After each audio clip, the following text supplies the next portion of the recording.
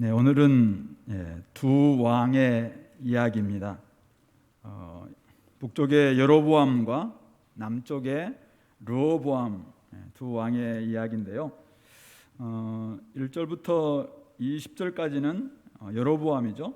그래서 우리 13장 33절 34절에 여로보암의 죄에 대해서 우리가 지난 시간에 봤던 것처럼 유다로부터 왔던 선지자가 제단에 대해서도 경고하고 또 징조도 보여주셨음에도 불구하고 돌이키지 않고 악한 길에서 떠나지 않는 그런 모습들, 또 일반 사람들을 산당의 제사장으로 세움으로 말미암아 여로보암의 죄가 그 집이 땅 위에서 끊어져 멸망하게 되었다라는 그 이야기, 바로 이 어쩌면은 여로보암에 대한 삶의 요약이라 할 수 있는 이 말씀과 그 다음에 14장 19절 20절에 결국 여로보암의 남은 행적, 또 그의 죽음, 그리고 그 다음에 그의 아들 나답이 대신하여 왕이 되었다라는 14장 19절부터 20절에 바로 이 사이에 오늘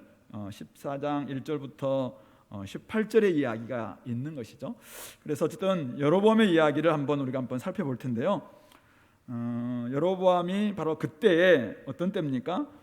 유다에서 온 선지자가 여러 가지 경고를 바랬고 결국 그래도 또 듣지 않고 또 유다에서 왔던 선지자가 하나님 말씀을 어김으로 말미암아 죽임 당했던 바로 그 사건이 있는 바로 그때 바로 여로보암의 아들 아비야가 병이 들었습니다. 왜 이런 일이 벌어졌는지 정확한 이유는 알 수 없습니다. 그런데 여로보암으로서는 위기를 맞이했죠. 이런 상황에서 어떻게 해야 될까요? 그래서 여로보암은 자기 아내를 실로에 있는 아이야 선지자에게 찾아가도록 그렇게 말하고 있습니다. 잘 알다시피 아이야 선지자는 여로보암에게 당신이 바로 왕이 될 사람이다 라고 예언했던 바로 하나님의 사람이었죠. 그렇기 때문에 이 사람의 예언 능력, 신통력, 아마 그것은 누구보다 이 여로보암이 잘 알고 있었겠죠. 그래서 어쩌면 본인이 가야 되는데도 불구하고 어쨌든 아내를 변장시켜서 이제 보냅니다. 근데 가서 물어보는 것은 자기 아기가 어떻게 될 것인가, 그것은 이제 물어보라고 그렇게 이야기를 합니다. 근데 갈 때 변장을 시킬 뿐만 아니라 3절 보면은 그대의 손에 떡 10개와 과자와 꿀 1병을 가지고 그에게로 가라. 선물을 가지고 가는데 떡 10개, 과자, 꿀 1병. 왕이 가져가는 선물 맞나요? 그냥 일반 서민, 일반 평민이 가져가는 선물 그 정도로 가져가라. 왜냐하면은 변장을 했지만 만약 왕궁에서 주는 선물처럼 굉장을 가져가면은 바로 신분이 탄로나겠죠. 그러니까 이제 이런 부분까지도 아주 친밀하게 선물의 양까지도 좀 조정해 가면서 아내를 변장시켜서 이제 보냅니다. 죄의 길을 걷고 있는 자신을 좀 선지자 앞에 드러내고 싶지 않은 그런 속셈이 아마 이런 변장을 시킨 게 아닐까 생각해 봅니다.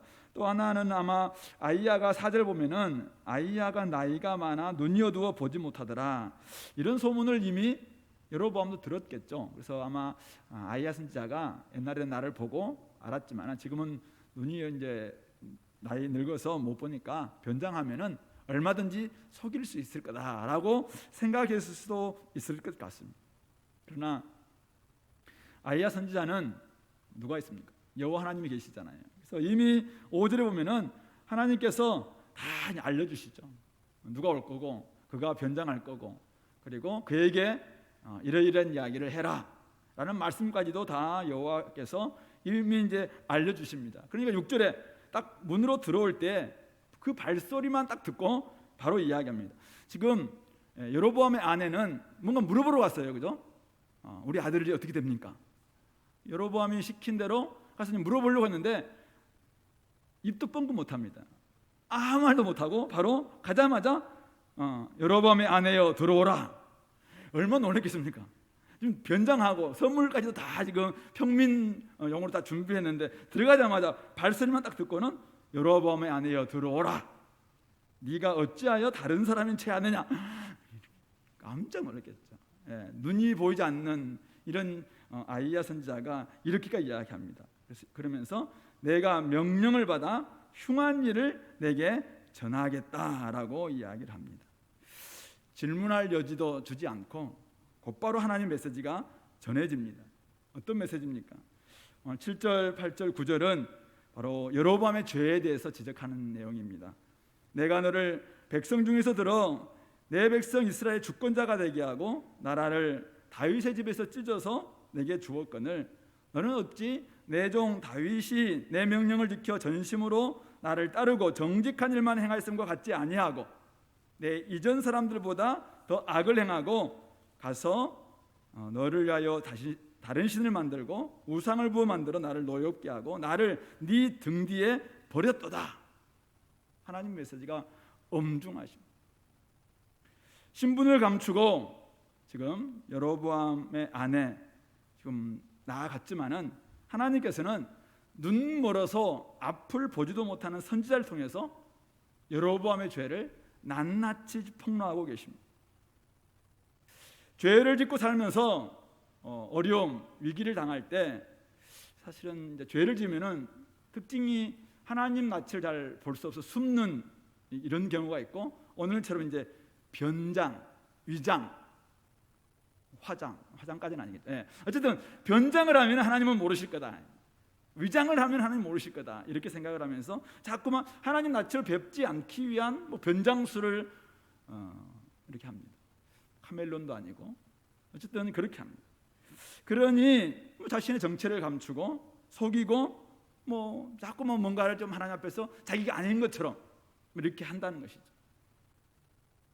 우리 옛날에 어떤 살인의 추억에 나오는 이춘재도 그렇고 그다음에 대도 조세영 이런 많은 사람 도둑들 보면은 얼마나 우리 변장을 많이 합니까? 근데 우리가 돌아보면은 결국은 다 몇 년 지나고 난 다음에 다 잡히고 요즘은 이제 DNA가 굉장히 많이 발달해서 그걸 다 잡고 이렇게 하지 않습니까? 인간은 사실은 미제 사건들이 굉장히 많을 수 있습니다. 근데 하나님 앞에서는 아무리 주도 면밀하게 변장하고 감춘다고 해도 하나님을 속일 수가 없겠죠. 솔직히 고백하고 죄를 용서해달라고 기도하는 것이 당연히 순서입니다. 하나님 앞에 나아가서 죄를 고하고 하나님 메시지를 사실은 솔직하게 듣는 게 순서죠. 어쩌면 더 큰 어려움에 봉착하지 않도록 무조건 내가 지금 죄를 짓고 여러 가지 어려움이 있고 하나님 앞에 나아가기가 왠지 좀 깨름직하고 그래서 내 대신 누군가를 좀 보내고 싶고 그러면서 보내도 혹시 들통날 수 있으니까 변장하고 위장하고 혹시 그런 주도 면밀함이 사실은 그런 쪽에 머리를 쓰기보다는 차라리 하나님 앞에 나아가는 거예요. 솔직하게. 그래서 제가 이런 죄를 지었습니다. 제가 이래서 이랬습니다. 처분을 기다려야지. 그게 하나님의 긍휼을 얻을 수 있는 비결입니다. 감추고 변장한다고 죄가 숨겨지는 것이 아닙니다. 죄는 하나님 앞에 나와서 고백하고 용서받을 때 없어지고 죄와 멀어지는 것이죠. 모든 위기, 모든 질병 그것이 죄 때문에 생긴 것은 아닙니다. 코로나도 죄 때문에 생긴 것은 아닙니다. 그러나 혹시 우리가 여러 가지 어려움과 위기와 또 여러 가지 힘든 상황을 우리가 맞이할 때 우리 자신을 돌아볼 수 있는 좋은 기회가 되는 것은 분명한 것 같습니다. 이 죄 때문인지 아니면은 하나님의 뜻이 있는지 여러 가지 시험과 시련이 올 때마다 우리는 사실은 이게 무슨 잘 모르겠으면은 지혜를 구해야 되죠. 하나님 앞에 지혜를 구하십시오. 그래도 혹시 그래서 나의 죄 때문이다라는 것이 발견된다면은 그것을 하나님 앞에 솔직하게 아뢰야 되죠. 두 마음을 품을 필요가 없습니다. 우리는 정직하게 하나님 앞에 나와서 기도해야 됩니다. 자신을 돌아보지 않고 자꾸 변장하고 위장하고 감추려고 하면은 사실은 그것은 죄가 없어지는 것이 아니라 또 다른 죄를 낳을 수 있다는 사실을 여러분이 기억하면서 오늘 우리 여로보암이 결국 감추고 변장했지만은 결국 다 폭로되어 올 수밖에 없다라는 것을 우리가 한번 생각해 볼 수 있기 바랍니다. 여로보암은 아들이 어떻게 될지 궁금해서 아내를 보냈습니다. 근데 아내는 한마디 말도 하지 못한 채 하나님의 심판 메시지를 가지고 돌아올 수밖에 없었죠. 그가 가져온 심판의 메시지가 이제 계속 이어지는데요. 10절부터 16절까지 계속됩니다. 여기는 세 가지의 심판이 등장하는데요. 첫 번째가 여로보암 집에 대한 심판의 메시지입니다. 10절 11절입니다.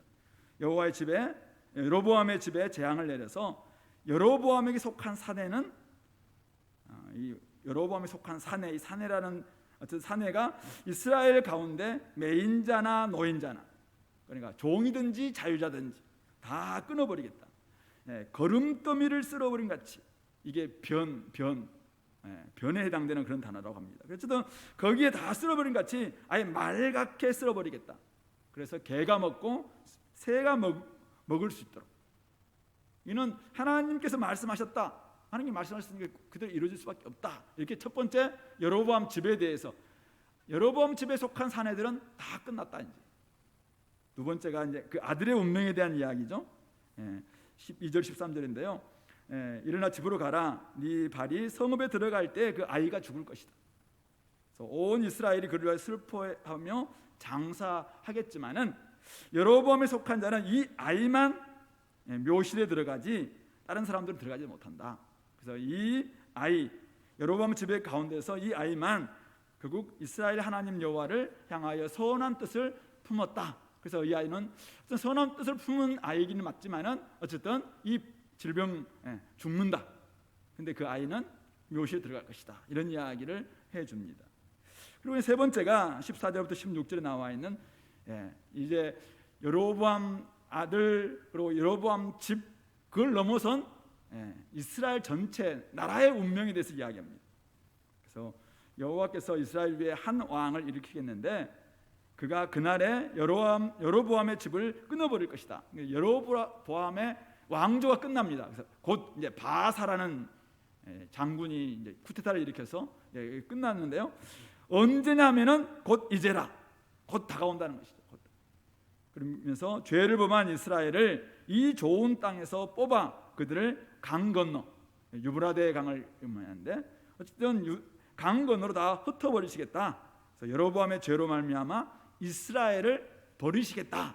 그렇게 이야기하시면서 이는 그도 범죄하고 이스라엘로 범죄하게 하였기 때문이다. 이렇게 분명하게 말씀하고 있습니다.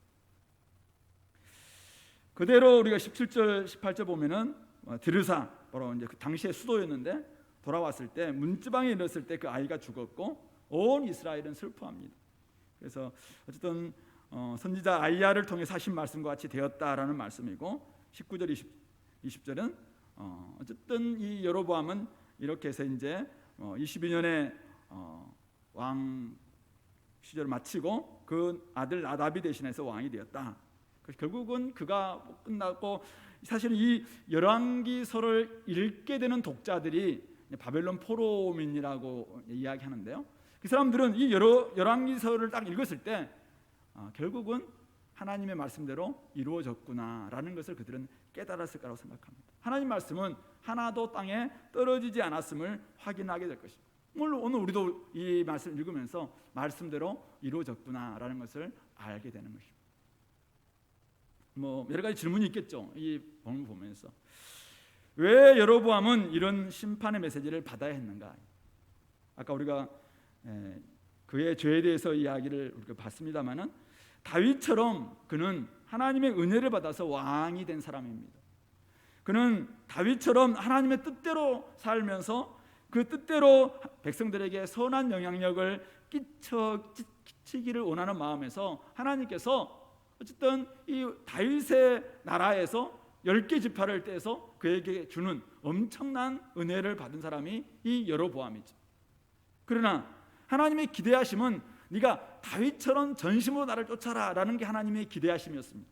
근데 그는 어떻게 합니까? 오늘 말씀에 나와 있는 그대로 8절 9절에 나와 있는 것처럼 너는 나 보기에 정직한 일만 행하였음과 같지 아니하고 다윗처럼 이렇게 은혜를 너희들은 받았지만은 전혀 다윗과는 다르게 하나님 뜻을 외면하고 불순종하고 여호와 하나님을 버렸다라고 이야기하고 있고 뿐만 아니라 이스라엘 백성들을 잘못된 길로 인도하여서 범죄하게 만들었기 때문에 이런 심판을 받는다라고 이야기하고 있습니다. 근데 여로보암은 이렇게 이제 하나님 앞에 은혜를 엄청 받았음에도 불구하고 범죄했기 때문에 이런 심판을 받는 게 맞아요. 자, 그런데 여로보암 아들 이 아비야는 왜 죽게 하셨는가요? 그것도 심판인가? 물론 여로보암의 아들 이 아비야는 죽어서 조상들의 묘실에 들어갔습니다. 또 그는 오늘 하나님께서 그에게 주셨던 말씀처럼 선한 뜻을 품고 살았던 아들이었습니다. 이스라엘 가운데 특히 여로보암의 이 자녀들 가운데서 오직 그만 우리 이 아비야만 하나님께 대해서 선한 뜻을 품고 있었던 사람이었다라고 이야기합니다. 그런데 그는 병들었고 안타깝게 죽습니다. 제가 보기에는 이것은 여로보암에게 있어서는 심판인 것 같습니다. 아들이 사실은 아마도 이 아버지의 죄 때문에 여러 가지 어려움을 당했고, 그러면서 아마 하나님께서도 이것을 여로보암에게는 심판의 메시지로 주신 것이 아닐까 이렇게 생각을 해봅니다. 하지만 하나님을 향하여 선한 뜻을 품고 살았던 이 아비야에게 있어서 어쩌면 이 아들은 이 어쩌면 저주받은 집안에서 빨리 빼내는 것이야말로 훨씬 더 그에게는 더 큰 복이었는지도 모르겠다, 이런 생각을 하게 만드는 장면입니다. 물론 정확한 것은 우리가 알 수 없습니다. 중요한 것은 이거죠. 우리 사람들은 저도 그렇고 여러분도 마찬가지고 오래 살고 건강하게 살고 이것이 큰 축복이라 생각합니다. 이것이 더 우리의 관심사죠. 그러나 성경의 관심사, 하나님의 관심사는 무엇입니까? 이 사람이 또 이 나라가 하나님의 은혜를 받고 있느냐 아니면 하나님의 진노를 받느냐. 복이 무엇입니까? 진짜 하나님의 은혜를 날마다 공급받고 하나님의 은혜 가운데 살아가는 삶이라면은 그가 가난하든 또 여러 가지 부족하든 능력이 부족하든 어떻습니까? 날마다 하나님 앞에서 은혜를 받고 살아가며 은혜 없이 늘 살 수 없어서 늘 하나님 앞에 무릎 꿇고 하나님과 동행하는 삶을 사는 것, 이것이 성경에서 복받은 사람 아니겠습니까? 오늘 여로보암 다윗처럼 하나님의 은혜를 받으면서 왕이 되었습니다. 그러나 하나님의 기대에 부응하지 못하고 하나님의 은혜가 아닌 진노를 야기하는 삶을 살았습니다. 혹시 여로보암이 일을 하지 않았을까요? 여로보암의 행적, 그가 했던 싸움들, 그가 이루었던 여러 가지 업적들 다 역대지략에 다 기록되어 있습니다. 업적이 적지 않습니다. 일을 하지 않아서가 아닙니다. 엄청나게 많은 일도 했습니다. 그러나 하나님 앞에서 악을 행했고 하나님을 자신의 등 뒤에 버렸습니다. 결국 하나님의 진노를 야기하는 일과 하나님의 진노를 더욱더 부추기는 그런 업적 쌓기에 바빴기 때문에 그의 삶은 심판으로 갈무리 될 수밖에 없었다는 사실. 오늘 우리가 얼마나 바쁩니까? 이 시대만큼. 오늘도 열심히 일하고 왔기 때문에 지금 피곤해가 졸기도 하기도 하고, 정신 차리려고 하지만 안 차려지고, 수요일날 그렇잖아요. 그래서 옛날 박 목사님이 수요일날 될 수 있으면 내러티브 중심으로 하자, 이야기체 중심으로. 근데 이야기체를 저도 이야기체로 해야 되는데 이야기체로 하지 않고 동의를 하다 보니까 지금 졸고 이런 일이 벌어지잖아요. 괜찮아요. 좋으십시오. 괜찮아요. 교회 왔는데 열심히 살다 보니까 졸음도 오고 그렇게 하는 거죠. 근데 우리가 조금 약하고 부족한 것 어쩔 수 없습니다. 열심히 일하면서 하나님의 일을 하면서 또 하나님 맡겨주신 일을 하면서 좀 능력이 좀 부족하고 어떨 때는 좀 약하다 보니까 일을 잘 못할 수도 있고 넘어질 수도 있고 또 남들보다 업적이 조금 적을 수도 있고 또 인사고과 남들보다 조금 안 될 수도 있고 그럴 수 있죠. 왜요? 우리 사실 똑같은 나이고 똑같은 키고 똑같이 같이 공부를 해도 어떤 사람들은 팍 치고 나가는 사람도 있고 어떤 사람들은 그냥 열심히 해도 늘 이렇게 머무르는 사람이 있고 항상 그렇지 않습니까? 우리가 열심히 한 만큼 다 됐으면 다 우리가 다 누구 뭐처럼 됐겠죠. 부족함이 다 있습니다. 저도 마찬가지. 중요한 것은 부족하고 약한 부분들은 사실은 어쩔 수가 없습니다. 그럼 우리의 능력이 부족한 거니까. 그러나 악해서는 안 됩니다. 불의해서는 안 됩니다. 사람이 넘어질 수 있습니다. 그러나 그 자리에서 하나님의 긍휼과 용서를 구하는 삶으로 바꿔야지 더 악해져서 자꾸만 하나님과 멀어지는 쪽으로 결정을 하면은 더 큰 문제가 있다는 것 사실. 다시 일어서서 돌이키면 됩니다. 그러나 부끄러움과 허물을 감추기에 급급하면은 결국 오늘 이 여로보암처럼 될 수 있다.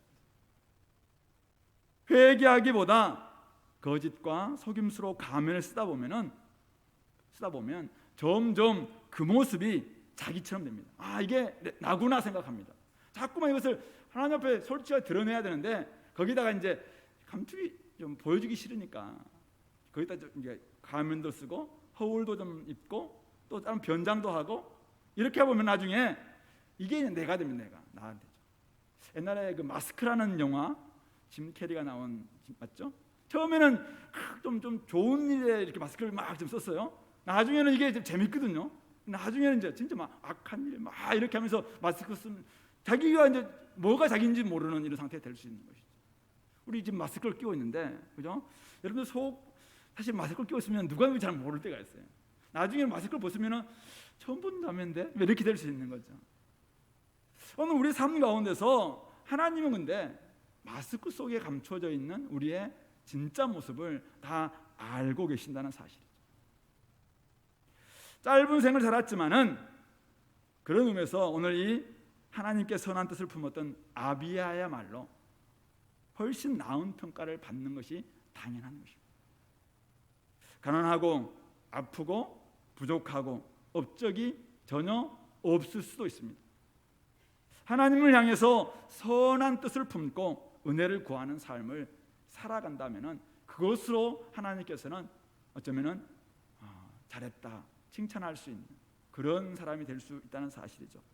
그러므로 하나님의 은혜를 받아야 우리가 다른 사람들에게 선한 영향을 끼칠 수 있다라는 사실을 좀 기억하시면서 오늘도 자꾸 감추려고 하지 마시고 변장하려고 하지 마시고 위장하려고 하지 마시고 죄가 있으면은 하나님 빨리 좀 솔직하게 고백하시고 또 여러 가지 뭐 어려움과 아픔이 있으면은 빨리 그들을 좀 하나님 앞에 좀 이렇게 아뢰면서 다시 하나님의 은혜를 받고 그 결과 그런 은혜를 공급받음으로 말미암아 다른 사람들에게 참 이런 삶을 살았으면 좋겠다 그런 이야기를 할 수 있는 우리 성도님들 될 수 있기를 간절히 소망합니다. 두 번째는 르호보암 이야기입니다. 오늘 르호보암 21절부터 31절에 나와 있는데요. 그가 41세 때 유다의 왕이 됩니다. 그러니까 저번에 우리가 그가 왕이 됐을 때 자기 친구들 함께 있었던 젊은 사람들이 와서 이제 그 조언하고만 했잖아요. 41살이나 된 사람들을 왜 어린아이라고 이렇게 표현했을까? 어린 사람들이라고 했을까? 결국은 또 하는 짓이 어린아이 같다. 뭐 이런 아마 평가가 아니었나 생각 정도로 41살 때 그가 지금 왕이 됐습니다. 그래서 17년 동안 다스립니다. 그런데 그 예루살렘을 다스렸는데 예루살렘을 오늘 21절에서 뭐라고 이야기합니까? 여호와께서 자기 이름을 두시려고 이스라엘 모든 지파 가운데서 택하신 성읍 예루살렘을 그렇게 지금 묘사하고 있습니다. 그런데 그런 상황 속에서 오늘 22절 유다가 여호와 보시기에 악을 행하되 그의 조상들이 행한 모든 일보다 뛰어나게 악을 행했고 그 범한 죄로 여호와를 노엽게 하였다라고 이야기하면서 왜 그렇게 했는가? 그들도 산 위에와 모든 푸른 나무 아래에 산당, 우상, 아세레 상을 세웠습니다. 그리고 뿐만 아니라 24절에는 또 그 땅에 남색하는 자가 있었고 동성애하는 뭐 어떤 문란한 성적인 이런 모습들이 있었고 여호와께서 이스라엘 자손 앞에서 쫓아내신 국민의 모든 가증한 일을 무리가 본받아 행했다라고 이야기하고 있습니다. 자, 그 주어가 누구냐? 주어? 22절에 나와 있는 유다가. 그러니까 오늘 르호보암을 이야기하면서 르호보암의 업적, 르호보암의 지금 좀 평가를 하면서 르호보암 어떤 사람인가? 오늘 역대기에서는 조금 다르게 평가합니다. 근데 이 열왕기서와 역대기가 좀 다른 것은 열왕기서는 왜 이스라엘이 망할 수밖에 없었는가의 관점에서 열왕기서를 기술합니다. 역대기서는 이제는 포로 생활을 다 끝내고 난 다음에 어떻게 이스라엘을 왜 하나님께서 다시 회복시키는가라는 관점 속에서 기록하기 때문에 다윗의 아들, 다윗의 자손이었던 르호보암을 좀 장점들을 많이 부각한다면은 어쨌든 열왕기서에서는 이 르호보암의 장점보다는 사실은 그가 행했던 악함들을 더 드러내고 있습니다. 우리 잠깐 비교해 볼까요? 우리 역대기 11장 잠깐 봅시다. 역대하입니다. 역대하 11장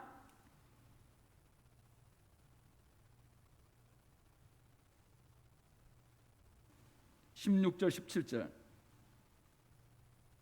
북쪽에서 내려왔던 그 많은 제사장들과 레위 사람들이 이스라엘 모든 지파 중에 마음을 굳게 하여 이스라엘의 하나님 여호와를 찾는 자들이 레위 사람들을 따라 예루살렘에 이르러 그들의 조상의 하나님 여호와께 제사하고자 한지라.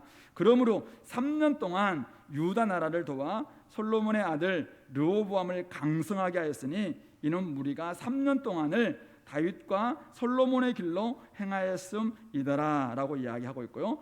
그리고 쭉 좀 이야기하고 12장 1절 르호보암의 나라가 견고하고 세력이 강해짐에 그가 여호와 율법을 버리니 온 이스라엘이 본받은지라. 그들이 여호와께 범죄했으므로 르호보암 왕 제5년에 애굽 왕 시삭이 예루살렘을 치러 올라왔더라 라고 이야기하고 뒤에도 쭉 보시면은 이제 그가 7절에 여호와께서 그들이 스스로 겸비함을 보신지라 라고 하면서 그가 이 르호보암이 겸비해서 변화됐던 이런 모습들을 좀 기록하고 있습니다. 다시 한번 우리 열왕기 상으로 넘어온다면은 결국 오늘 22절에서는 유다가 여호와 보시기에 악을 행하여서 여기는 전혀 르호보암의 어떤 변화라든지 장점이라든지 이런 이야기는 하지 않고 그냥 바로 이러이러하게 유다가 이렇게 엄청난 하나님 앞에 범죄를 했다라고 이야기를 하고 있습니다. 르호보암이 우상을 섬겼다든지 르호보암이 여로보암처럼 단과 베델에 금송아지 우상을 세웠다든지 르호보암이 어떤 남색하는 일을 행했다든지 이런 표현이 아닙니다. 근데 중요한 것은 이것을 르호보암의 통치 기간 안에 이렇게 유다가 행했다라는 이야기를 하면서 이 책임이 르호보암에게 있음을 분명하게 말해주고 있는 것이죠. 그는 북쪽의 여로보암처럼 실제로 우상 숭배를 저질렀다는 표현 자체는 없습니다. 하지만 유다가 여호와 보시기에 악을 행하고 타락한 사회가 되도록 방치하고 있습니다. 처음에는 북쪽에서 내려온 많은 제사장들과 레위 사람들로 인해서 3년 동안은 그가 하나님 앞에서 엄청나게 이렇게 변화되는 제사 드리는 그런 모습을 보입니다. 그러나 점점 이제는 약화되면서 그가 그냥 이런 삶이 되도록 유다 사회가 그런 사람이 되도록 방치하는 이런 모습을 보이고 있는데 과연 왜 그랬을까요? 오늘 본문에서는 정확하게 그 이유가 나와 있지는 않습니다. 그런데 오늘 힌트가 21절을 보시면은 21절 하반절에 그의 어머니의 이름은 나아마요 암몬 사람이더라 이렇게 표현하고 있고 마지막 절 31절 하반절에도 보시면은 그가 이렇게 다윗은 장사되니라 그의 어머니의 이름은 나아마요 암몬 사람이더라 그의 아들 아비암이 되시는 왕이 되니라라고 이야기하면서 그의 어머니가 나아마였고 암몬 사람이더라라는 이야기를 르호보암의 처음 이 평가 첫 절과 마지막 절에 다 이걸 덮고 있습니다. 그러니까 왜 가운데 있는 이야기들은 결국 자기의 어머니 이 암몬 사람 나아마의 어떤 영향력에 있었다라는 것을 보여주는 그런 구조가 아닐까 이렇게 생각을 해봅니다. 무슨 말입니까? 결국 그의 어머니 나아마는 암몬 사람입니다. 솔로몬이 결혼 동맹으로 말미암아 애굽 왕 공주뿐만 아니라 당시에 모압, 암몬 주변에 있는 여러 나라 왕들의 또 딸들을 데려와서 결혼 동맹을 맺었습니다. 그들의 아내만 맞이한 것이 아니라 그들이 섬기고 있었던 신들까지도 다 사실은 나중에 점점 허용하는 그런 정책이 되면서 솔로몬 왕국이 이제는 타락의 길로 갔던 것을 우리가 앞에서 살펴보았습니다. 결국 여호와께서 자기 이름을 두시려고 택하신 성읍에 다른 신들의 이름이 그 자리를 차지하는데 그냥 솔로몬도 오늘 이 르호보암도 그것을 저지하지 않았다는 것입니다. 유다와 예루살렘, 이제는 여호와의 이름만이 그곳에 있는 것이 아니라 온갖 잡신들, 온갖 우상들의 이 이름들이 그 자리에 있는 것, 이것을 허용해 주고 있다는 것입니다. 이것이 어쩌면 르호보암의 엄청난 책임이죠. 한마디로 말해서 혼합주의 신앙이 자리 잡을 수 있도록 그냥 방치한 이 책임이 오늘 르호보암의 중요한 책임 아닌가요? 르호보암의 영성 갑자기 어디서 튀어나온 게 아닙니다. 결국 그의 아버지와 어머니의 신앙을 본받으면서 어쩌면 자기 어머니의 신이니까 그냥 방치했을 수 있습니다. 어쩌면 작은 어머니나 아니면 이모나 아니면 옆에 있는 또 다른 누구 신이니까 그냥 방치했을 수 있습니다. 그러면서 그의 어머니 나라의 신이었던 암몬 신이 그대로 그 자리에 자리하고 예배하고 예배 드려지고 숭배되는데도 불구하고 그것을 그냥 허용합니다. 예배는 그냥 단지 여기 들어와서 드리는 이것만 예배가 아니라 예배 이후에 드려지고 있는 모든 문화까지도 함께 같이 만들어지는 것이 예배입니다. 그러므로 말미암아 이 온갖 잡신들은 그 안에서 성적으로 또 영적으로 엄청난 타락들을 일으켰거든요. 이런 모습까지도 그대로 지금 유다와 예루살렘 사이에 이렇게 되도록 놔둔 이 책임이 결국은 오늘 적지 않은 것이죠. 이런 왕의 태도가 결국은 사회 전체를 이교 신앙과 문화로 물들어가게 만들었고 결국은 여호와를 노엽게 할 일들이 버젓이 자행됨에도 불구하고 그것을 그냥 놔두는, 허용하는, 그리고 적극적으로 막지 않는 이런 책임이 결국은 오늘 이 르호보암의 책임이었다. 나중에는 어떻게 합니까? 서로가 서로를 허용해 줍니다. 서로가 서로를 인정해 주죠. 바로 이것이 이제 다원주의고 상대주의가 되는 이런 모습이었다라고 볼 수가 있는 것입니다. 한 사람이 기준을 무시하면은 그 사람만 이상한 사람이 되고 책임은 그 사람 몫이 됩니다. 그러나 다 함께 무시하면은 그것은 상식인 것처럼, 그것은 새로운 기준이 되는 것처럼 그렇게 생각할 수가 있습니다. 오늘날 우리가 살아가고 있는 이 시대에 코로나로 인해서 뉴노멀 이런 이야기를 참 많이 합니다. 우리는 새로운 어떤 표준들, 새로운 정상들을 만들어가는 이런 시대에 우리는 돌입한 것은 분명합니다. 그러나 우리가 이런 시대일수록 더더욱 뭐가 진리인가, 뭐가 진리가 아닌가 이 부분에 있어서는 명확해야 됩니다. 그렇지 않고 이제는 다른 사람들이 인정하는 것 그것도 우리도 인정해주고 다른 사람들이 그 진리라고 생각하는 것 그것도 우리가 진리라고 놔두는 순간 사실은 물론 사회니까 사회는 어쩔 수 없어요. 근데 교회 또 나의 삶 가운데 그것이 되도록 허용되는 것은 그것은 엄청난 사실은 무책임이고 그러므로 말미암아 우리에게는 그런 책임을 그런 종교적인 혼합주의, 상대주의 이런 것들이 허용되는 그 책임에 대해서는 분명히 하나님께서 물으실 것이다라는 것을 우리가 생각해 볼 수 있습니다. 그러므로 하나님을 섬기고 하나님의 말씀으로 살아가는 법을 결국 우리가 이 지도자들이 부모님들이 어렸을 때부터 잘 가르쳐야 됩니다. 그렇지 않으면은 오늘 이 르호보암이 자기 아버지나 어머니의 그냥 신앙과 그 영성을 그대로 사실은 영향을 받은 거잖아요. 그 결과가 결국은 사회 전체에 흘러갔고 사회가 이 정도 되도록까지 그냥 방관한, 방치한 이런 책임이 적지 않았다라는 사실. 그러므로 다음 세대에 우리가 걱정한다면은 다음 세대의 삶, 다음 세대의 영적 상태 어떻게 우리가 그들을 책임질 수 있겠습니까? 어떻게 우리가 그들을 인도할 수 있겠습니까? 결국은 우리가 어떤 신앙과 어떤 삶으로 그들에게 보여주고 가르치고 훈계할 것이냐 여기에 달려 있다는 것이죠. 그런 의미 속에서 우리 가정과 우리 교회의 책임은 막중합니다. 여러분들이 오늘도 애들 보고 공부해라. 부모님들 공부하지 않으면서 공부해라. 사실은 뭘 보냐면은 부모님은 놀아도 되는구나라는 모습 보면서 아이들은 공부하지 않을 겁니다.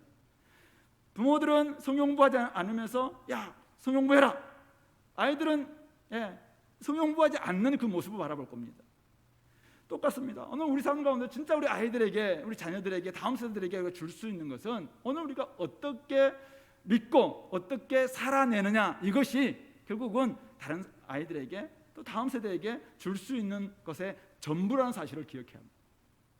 아무리 우리가 많은 것들을 자꾸 요구한다 할지라도 사실은 그들에게 줄 수 있는 것은 결국 우리가 배우고 익히고 알고 그대로 살아가는 바로 그 모습이 그대로 전달된다는 사실을 다시 한번 생각해 보시면서 오늘 우리가 그런 좋은 영향들, 바른 영성을 물려줄 수 있도록 애쓰는 우리 공동체가 될 수 있으면 좋겠습니다. 마지막 하나 본다면요, 이제 25절부터 보시면은 르호보암 5년에 애굽 왕 시삭이 올라와서 예루살렘을 치고 성전 보물, 왕궁의 보물 다 빼앗고 솔로몬의 금 방패까지도 다 빼앗아 갔습니다. 잘 알다시피 우리 열왕기상 10장 15절 16절 보면은 당시에 그 큰 방패가 200개, 작은 방패가 막 300개. 그럼 방패 하나 만드는데 막 몇 킬로짜리에 금이 들어가고 막 이렇게 했었잖아요. 엄청난 돈을 들여서 만든, 그 정도로 솔로몬이 막 부강한, 부귀영화가 대단했던 그런 모습이었는데, 그리고 영토도 굉장히 확장되어서 저 북쪽에 있는 유브라데강부터 시작해서 남쪽의 애굽까지도 다 차지했던 이런 큰 나라를 가지고 있었던 솔로몬 시대였는데, 지금 영향력이 다 지금 위축되어서 애굽 왕 시삭이 올라와서 그들을 침범했을 뿐만 아니라 솔로몬이 만들었던 방패 다 가져갔다라고 이야기하고 있습니다. 그러니까 어떻게 합니까? 르호보암이 대신해서 27절 보면은 노스로 방패를 만들어 왕궁 문을 지키는 시위대 대장의 손에 맡김에 왕이 여호와의 성전에 들어갈 때마다 호위했고 그 방패를 들고 갔다가 다시 시위소로 도로 가져왔더라라고 이야기하고 있습니다. 방패의 역할은 저번에도 우리가 금방패 할 때 이야기했습니다만 방패의 역할은 잘 막는 겁니다. 제가 옛날에 정경 출신 화염병이 오면은 방패를 가지고 탁 잘 막고 이렇게 해야 됩니다. 돌이 와도 탁 잘 막고.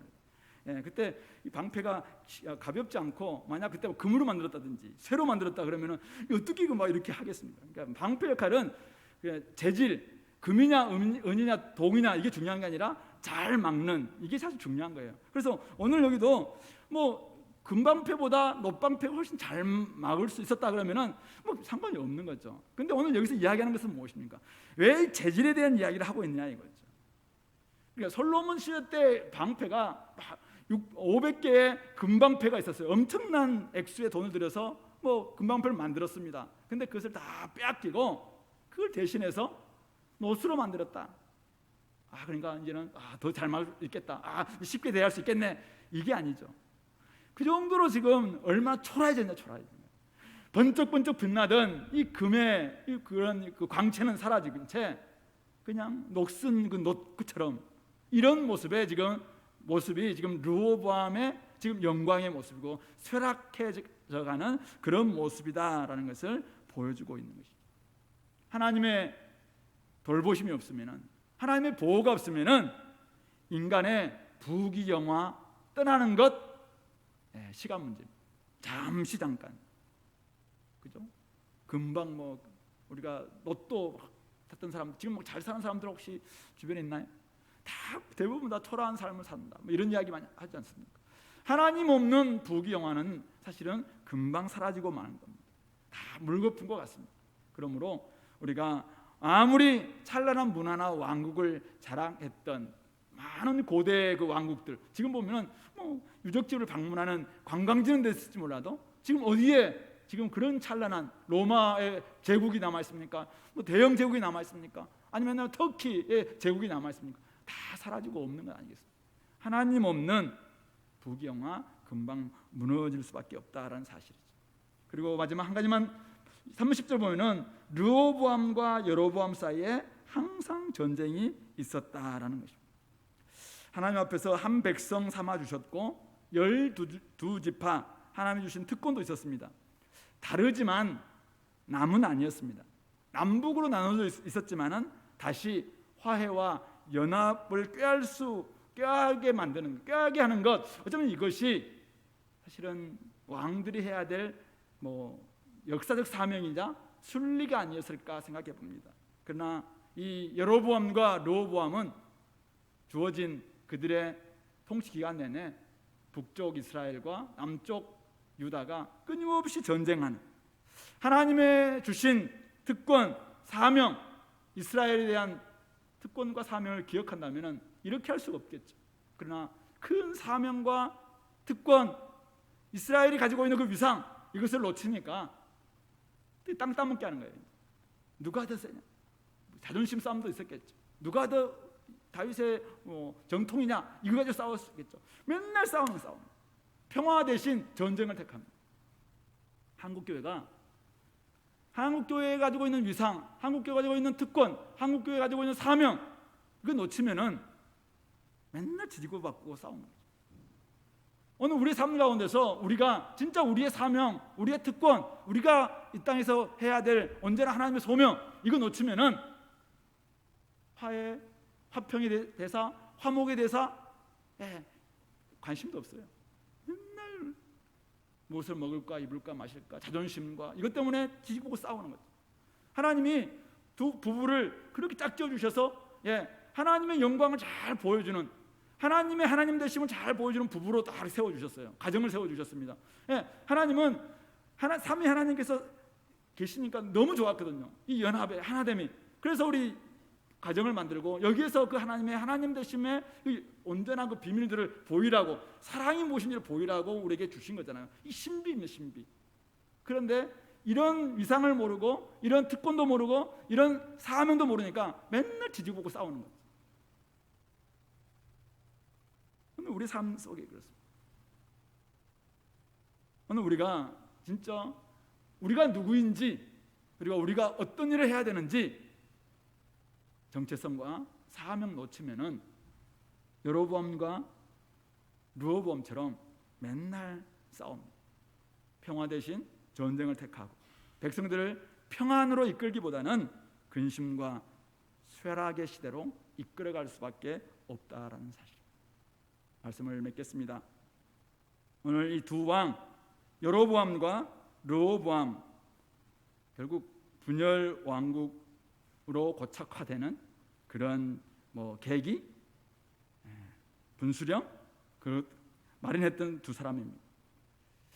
이름에도 암자가 둘러 있는데 어쨌든 두 왕 이야기 아니라 두 암 이야기, 제가 그런 생각했는데 어쨌든 아무리 복잡하고 어려운 상황이라도 사실은 하나님의 뜻, 하나님의 은혜, 이것을 택하는 선택을 해야 합니다.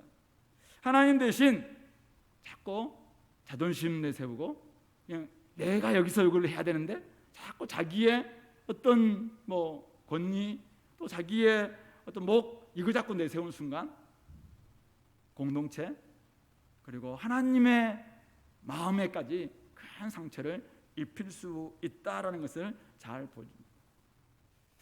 그로부터 우리가 벗어나기 위해서는 결국 우리가 감추고 속이려는 마음들 내어놓으면 좋겠습니다.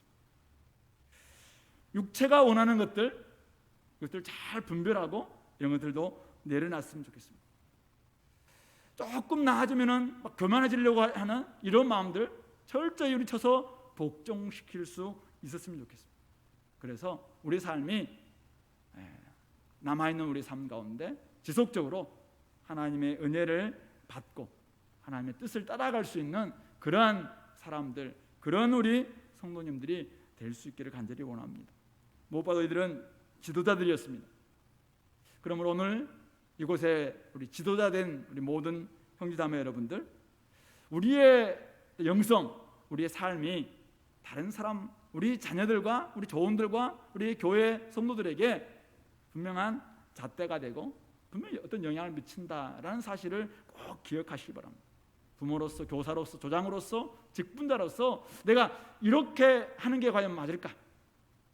이것으로 말미암아 때로는 어떤 것을 그냥 방치하기도 하고, 어떨 때는 지나치게 그냥 허용하기도 하고, 어떨 때는 지나치게 그것을 또 못하게 하기도 하고, 이런 역할들이 하나하나 다 다른 사람들에게 영향을 있을 수 있다는 사실이죠.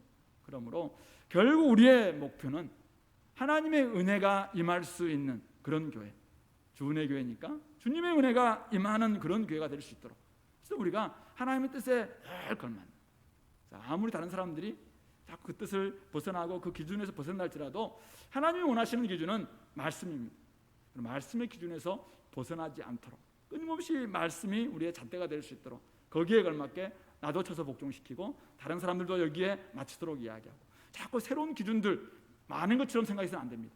오직 말씀의 기준은 분명합니다. 그 기준에 따라서 우리가 함께 마음을 모음으로 말미암아 우리 가정도, 우리 교회 앞날도, 또 우리 각 모든 부서들도 같이 하나가 되어서 하나님께 영광 올려드릴 수 있는 우리 공동체 될 수 있기를 간절히 소망합니다. 기도합시다. 오늘 우리가 여로보암과 르호보암 이야기를 좀 살펴보았는데요. 여러분들에게는 어떤 메시지가 여러분들에게 와닿습니까? 오늘 혹시 여러분들의 여러 가지 감추고 싶은 그런 부분이 있다면 변장하지 마시고 속이지 마시고 감추지 마시고 하나님께 온전히 좀 아뢰었으면 좋겠고요. 하나님 앞에서 우리의 또 책임들, 때로는 내가 그 죄를 범하지 않는다 할지라도 중요한 위치에 있으면서 그것을 방관하거나 방치하거나 허용하는 그런 부분들은 혹시 없는지 이런 것들 돌아보면서 하나님, 내가 조당입니다. 내가 부모입니다. 내가 리더입니다. 그래서 내가 이런 삶을 살 수 있도록 도와달라고 이 시간에 같이 한번 기도하겠습니다.